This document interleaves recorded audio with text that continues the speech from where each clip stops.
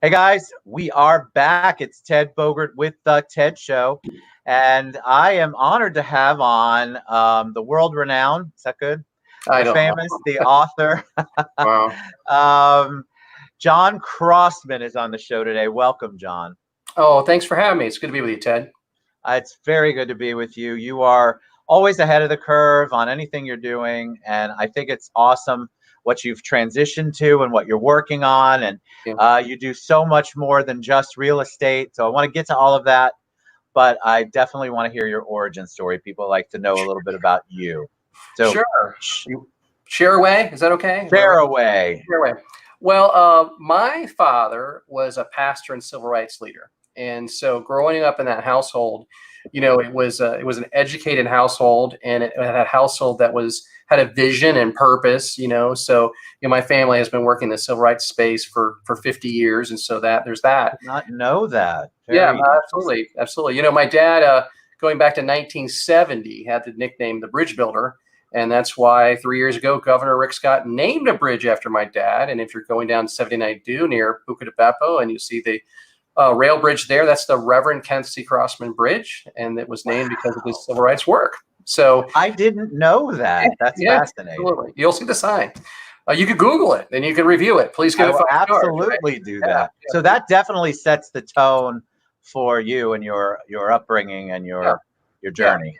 Well, and what I would add to that is that purpose household, educated household, and how did my mom and dad say it? My dad really believed in the Lord will provide, which kind of translates into we don't have a really great budget. Like I say that. I mean, my dad was wonderful. One time, my mom did the grocery shopping, and then he saw somebody in need, and he gave them all of our groceries. Right. So there was a lot of that, and so. I would say that in some ways gave me a little feeling of economic instability, and the reason why I bring that up is because I became as a young adult a devout capitalist. That I really wanted to work hard and I wanted to do well and I wanted to make money, and it wasn't that I was ever a materialistic person. I'm really not, but I really wanted more financial security. And what I learned through that is when you have some disposable income and then you get interested in issues like civil rights or mental health or addiction or suicide awareness, things like that. It really helps when you can write checks. You can be more influential with it. So I saw my dad really influence things with like a shoestring budget. And so now I'm able to do similar things in a little bit different way, but I have a little more resources to help, Well, the basic bottom line, compassion and passion for civil rights Mhm. is there and Yep. helping people, Yeah. just different ways of Right. doing it. That's right. And I think that's.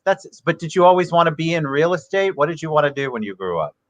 Um, aside from like cowboy astronaut, I very early on wanted to be in real estate. I didn't learn until my 40s that I'm dyslexic, and so when I was going through school, I always respected school, but it was hard for me.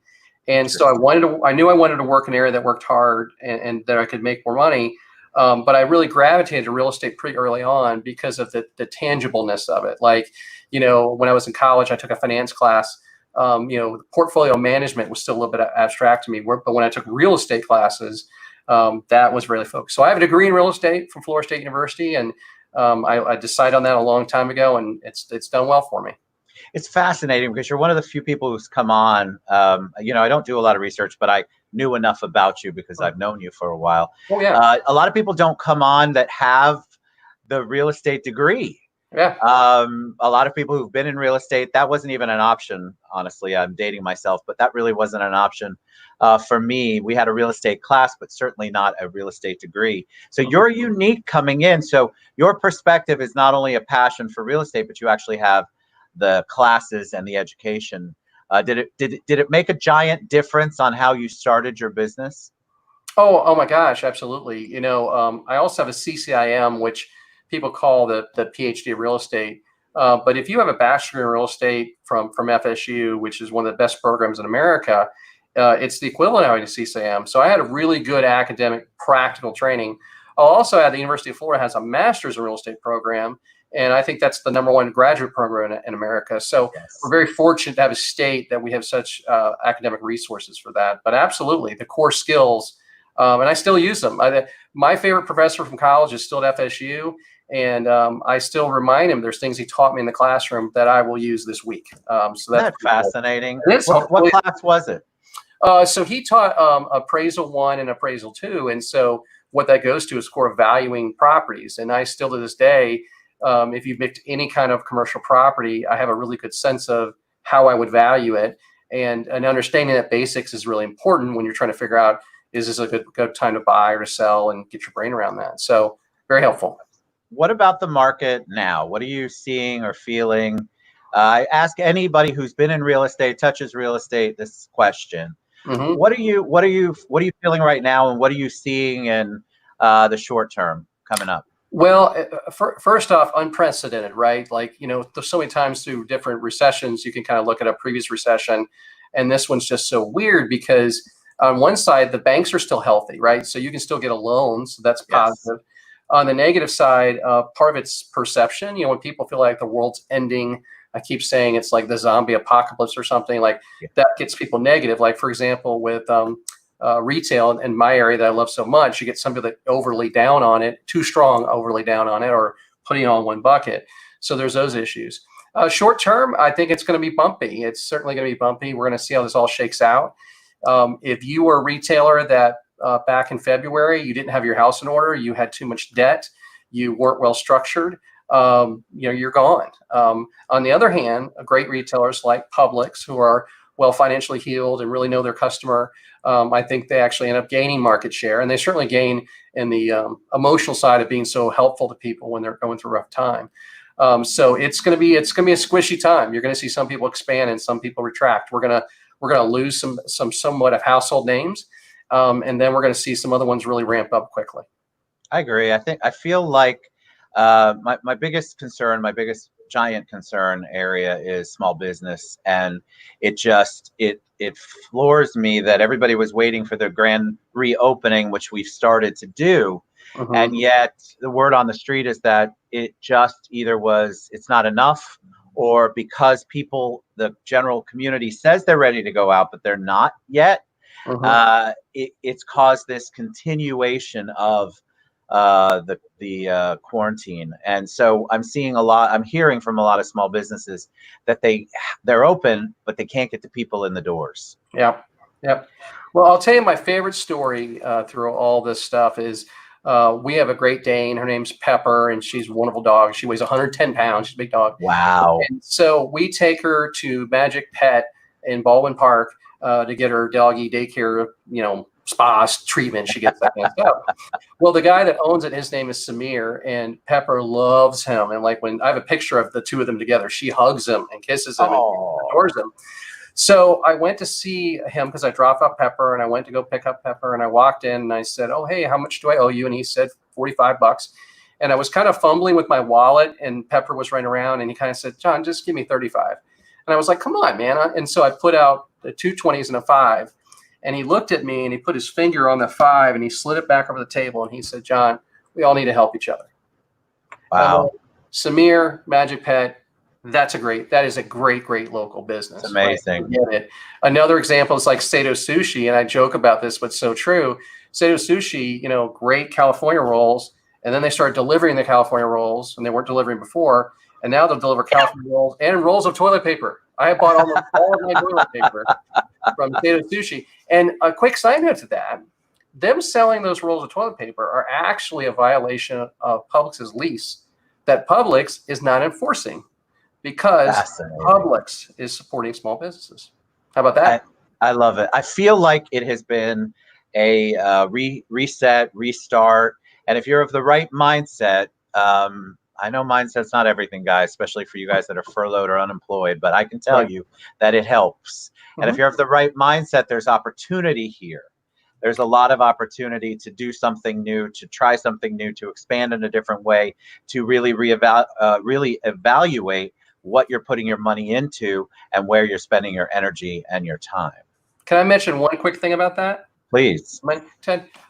So one of my things I do is I'm the chairman of the FAMU College of Law Dean's Advisory Board. And the FAMU College of Law, located in downtown Orlando, was built to deal with civil rights issues. And so with the terrible tragedy in Minnesota and the terrible tragedy in Georgia, there's a lot of people, bringing up that topic, and I appreciate it. But I'm always trying to say, how do we move that to actionable steps? So earlier today, a young, super bright African-American attorney called me, and we had been playing phone tag, and she said that she'd been furloughed. And so she's probably going to go back to work for this major law firm in Orlando, but she had this little gap of time. And she said, "John, do you need some help with the Family College of Law?" I was like, "You are awesome." And I said, "Here's what I want you to do." I said, "I will buy lunch starting next week, once a week for an entire year.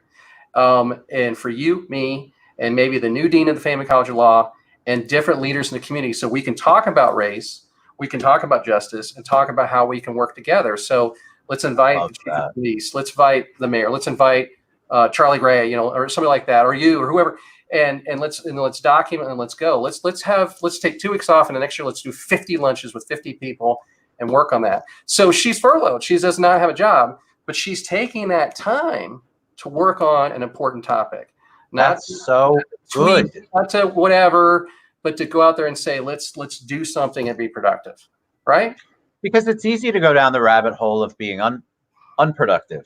Mm-hmm. It's easy to just kind of sit there tweeting, and what you were saying earlier, there's lots of passive ways to pass the time. Mm-hmm. But it's been such an opportunity to really think differently, to approach things differently.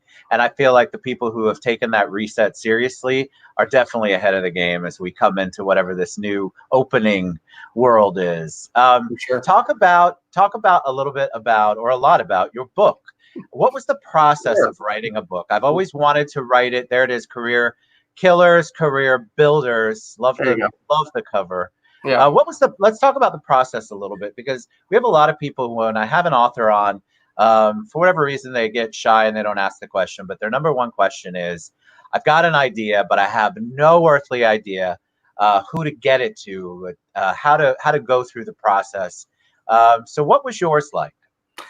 So mine was different. So I'm going to tell you my story, and then I'll give some advice for you and for others. So I'm dyslexic, right? So I'm not a writer. My form of communication is through public speaking. And I've been giving guest lectures at colleges for over 20 years. And so about 8 years ago, I can't remember what it was, I was going to give a speech at the University of Florida. And I decided that there's lots of topics that lots of business leaders can talk about. And I decided I wanted to go to someplace different, maybe that's rare to talk about. And I wrote a speech called "The Top 5 Ways to Get Fired and the Top 5 Ways to Keep from Being Fired." And those top 5 were talking about sex and drugs and alcohol and addiction and mental health. And what was crazy is after I gave that speech, it became the most requested speech I gave. Like all the time, people stopped asking me to talk about real estate or shopping centers, but talk about that. So I decided that I wanted to make that into a book. And my motivation was as a tool that, to help people. And so that process was hard for me because, again, I'm not a great writer. So what I did was I hired a ghostwriter. And what I would do is I would read the chapters, record it, and I would send it to him, and then he would type them into the written word. And so that was the collaboration that made a great team. Let me say the ideas are yours. The ideas are yours. The passion, the voice, it's your voice. Yeah. It's just really grammatically correct, right? It's like, but so let me say this though, is that if you are a person who really is good at writing and grammar and punctuation, all that kind of stuff, it's a wonderful time because you could, do the book. I had a publisher. I went through an actual publisher, but you can self-publish very easily, and you can sell it through Amazon, and that's a great thing I recommend to people. So what's the catch? The catch is marketing, and marketing is so hard. And when I got the meeting with my publisher, look, I don't have a master's degree in English. I haven't written a bunch of stuff, but I have 30,000 connections on LinkedIn. I have 5,000 connections on Facebook, and so forth. That's what they liked. I had distribution channels, and so my book has hit #1, and it's sold really well. But I had that system. So I would tell people, if you have the skill set, you just got to be disciplined and write it, and that's great. But tell me, selling a book is something totally different. Totally different. You got to be shockingly aggressive about selling a book. So talk about the book, because it's Career Killers, Career Builders. Mm-hmm. So obviously there was a reason why you started talking about careers What was the impetus behind the actual title and the book outline itself? So I graduated from college at the age of 21, and I looked like I was 15. And so all throughout my 20s, I had success, and yet I looked really young. And so a lot of times parents would reach out to me. They wanted me to talk to their college kids and stuff like that. So that's where the kind of the career part of it is. I will tell you though, and you've experienced this, everyone watching this has experienced this, where you see someone so crazy talented and then they do something so horrifically stupid. And the worst case scenarios would be an Anthony Bourdain or a Kate Spade or a Matt Lauer, right? I mean, we see these people that are so successful, they're so brilliant, they have money and power, check all the boxes, and then their life is ruined, their career is ruined. Look, I'm a lifelong diehard Florida State fan and a Dolphins fan, by the way. And when Aaron Hernandez, a Gator Patriot, took his own life in prison, somebody told me, I was in a meeting, and I felt devastated. I just felt devastated that the loss of that life and talent. And if you've watched the documentary on him, his whole life is heartbreaking. Yes, very much so. Yeah. So why did I write it? I wrote it because I wanted to dig into, when I wrote look at the title, The Killers is in that red, kind of a blood red. That's what I'm talking about. I'm not talking about being late to work. I'm not talking about, whatever, dressing inappropriate or some weird thing like that. I'm talking about the things that end talented careers. So my target audience is achievers. My target audience is people who you look at and you're like, gosh, in 10 years, they're going to be running this country and really helping them. And I'll tell you one quick aspect of all of that is sometimes when you look at these young kids, they're so great. Some people might think that the problem is going to be that they are going to feel failure for the first time, and then they're going to like freak out. I have not experienced it. I've not seen that. What I've seen is young people that have so much success, and then the success doesn't fill them, and then they get into bad trouble. Yeah, and that's sort of the reality. So I want to help people. Look, I had my own journey. I suffer from clinical depression. I've been through a lot of different treatment for that, and it's saved my life. And so I always try to tell my own story. I had a young man that I mentored for years that I thought the world of, and he took his own life. So I want to go into hard places. Or when we talk about civil rights, like I want to talk about race, and I want to talk about race not with an agenda of politically or whatever, but really in a productive way. It's a hard conversation. And have you been on Vanessa Eccles' show about a podcast about that yet? I have. You would be perfect. I will make the intro. That would be. No, we did. I did it. I did her show. Oh, you did. I did. Yes. Yes. I love Vanessa, and she and I are very much on the same page. And so, if you want to hire me as a consultant in real estate, the best time to hire me is because you either have a project or a company, and your real estate needs significant change. That you have a hard thing, and that's why you bring me in. If everything's great, you don't need me. If you want to hire me and my other company, Crossman Career Builders, as a consultant, hire me as a company because your company is really struggling with race or mental health or some hard subject, and you don't know how to get the pieces together. Or if you as an individual, you're just going through a hard patch. And a lot of times when people are achievers, there's not good systems around them. Like we lost Michael Jackson and we lost Prince. Why did we lose those great talented people? In part because the people around them didn't necessarily want them to get healthy, because if they got healthy, maybe they'd stop singing, right? So, and then I also think, I come from a heavily background of faith, and it's still important to me. But a lot of pastors, they're not trained to be counselors. They're not medical doctors. They're not, so they can fix some things, but they can't fix your teeth, right? Like, right.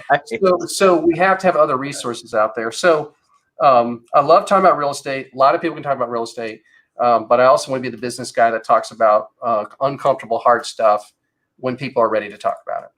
So what are some of the career builders? What are some things, because I think people